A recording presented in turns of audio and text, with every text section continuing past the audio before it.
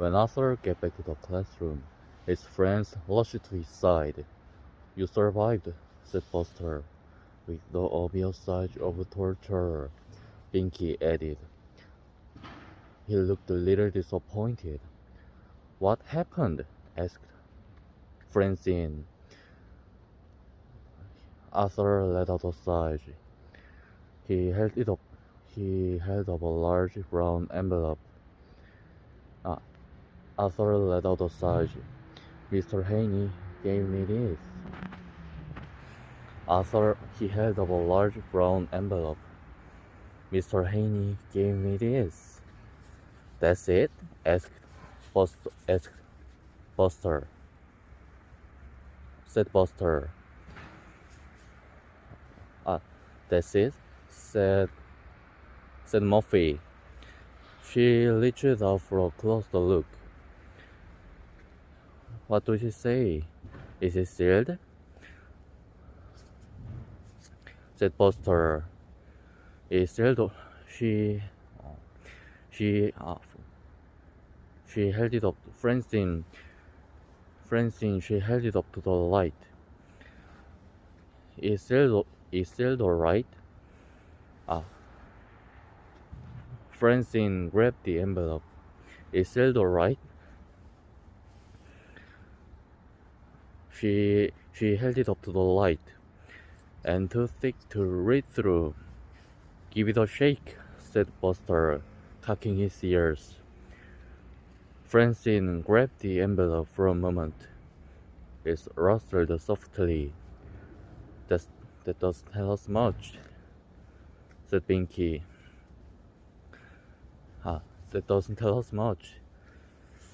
Pinky folded his arms. "Let's just open it."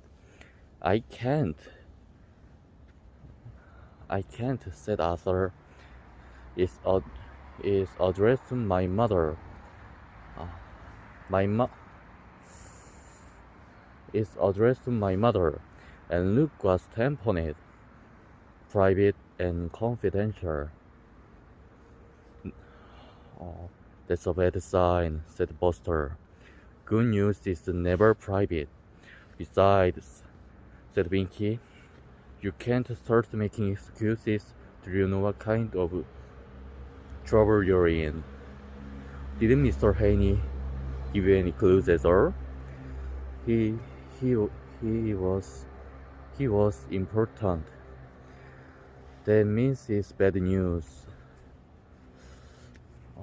The question is, how bad is it?"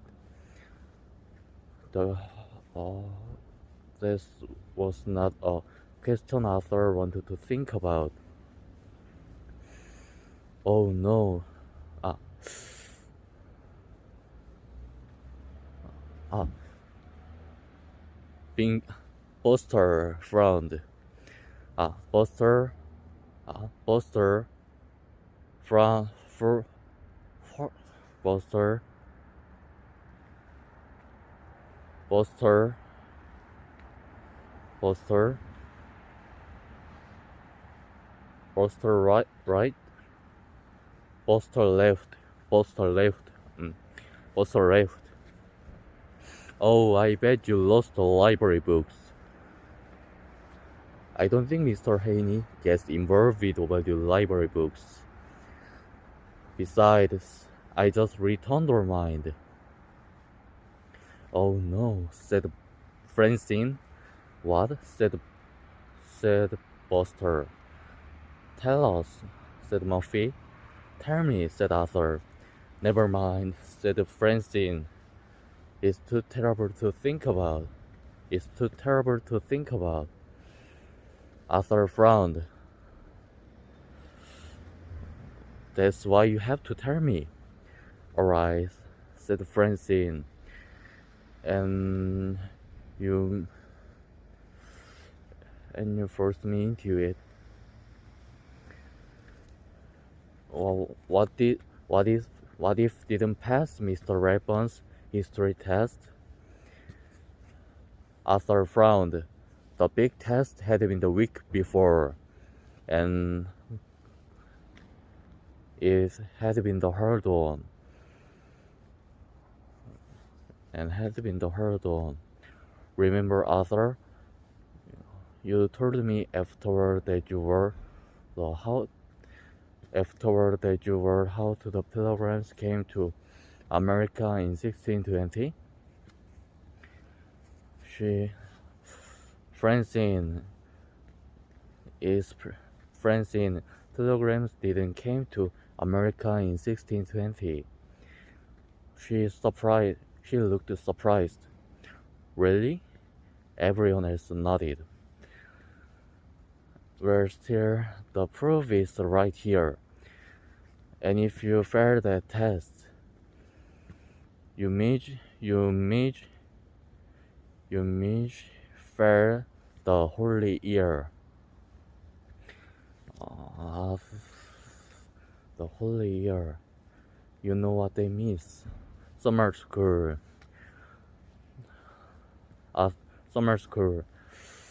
Arthur sat down in his chair and thought about his fate. Summer school. Perhaps the two most dreaded words.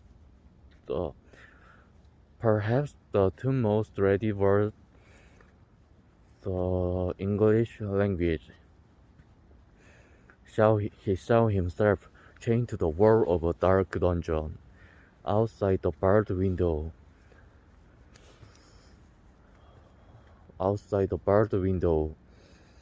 he could hear his friends playing. Buster and the Brain were setting up the tent for camping. Buster and Muffy and Prunella were rollerblading. Rollerblading.